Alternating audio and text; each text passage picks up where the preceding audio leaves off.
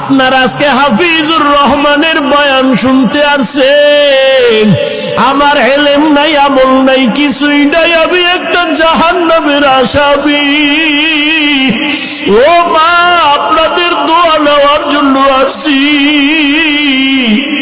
আল্লাহ যদি আমারে মাফ না করে আমার উপায় নাই। ও পর্দার আড়ালের মা,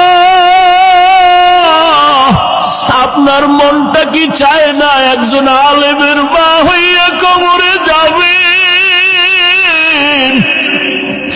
একজন হাফেজের কোরআনের মা হইয়া কবরে যাবেন?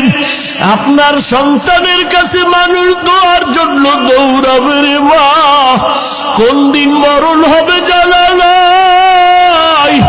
ও মা, আপনিও তো মায়ের গর্ভে আসছেন, আপনার মা কই চলিয়া গেল, আপনার বাবাই কই চলিয়া গেল, আপনার দাদাই কই চলিয়া গেল।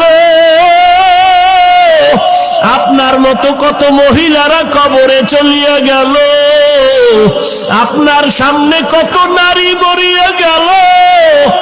ওই নারীরা সন্তান রাখিয়া